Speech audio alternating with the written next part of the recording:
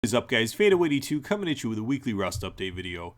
This week's Rust update might seem a bit barren, but that's because the team has all hands on deck working on the pre-release branch in order to get the experience system up to par and out the door. We now have a definitive release date for the experience system, which is July the 7th, so you guys have a couple more weeks before the experience system hits the main.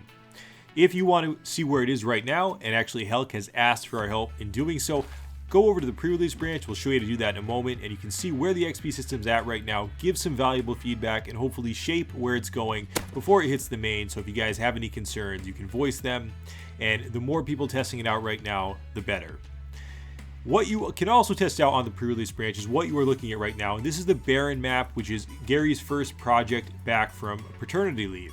This is basically a proc-gen map that will give you the same Rust experience, but without some of the niceties being grass, bushes, those nice rock formations. It is a much more open environment and does add to increased performance, so you get better FPS in these areas. It's going to be great for low-end PCs, and like I said, it still gives you that Rust experience, even though it doesn't have the lush atmospheres. It is definitely more noticeable, and as it's compared to footage later on in the video that has the bushes and everything enabled, you'll see that it's much prettier when you have all that enabled, but the experience is really going to be the same.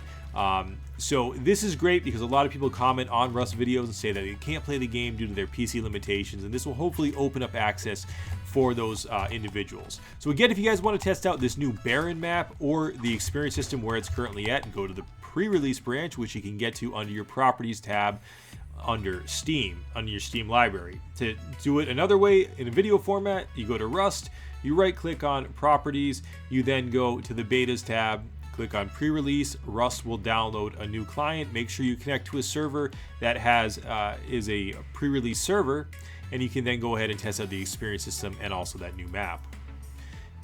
This week in Rust, some changes have been made to deployable decay, and that's going to be in your favor. Your boxes and furnaces will no longer decay right away. They'll now start decaying only after 2 days of inactivity, and they can be repaired.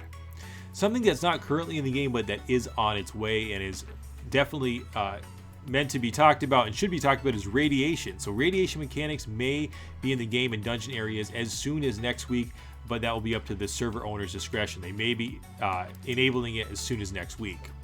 So that's going to be something, guys, that you're really going to notice, and as the experience system gets in play and certain areas might have more experience, radiation can be leveraged to make those areas less able to be camped and controlled by certain groups, and really excited to see the radiation back in the game.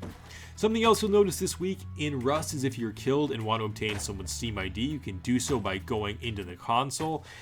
And we saw in the devlog further progression to throwable weapons and tools. This is something that won't hit the main game until every item is able to be thrown this way, and it's really a new aiming mechanic.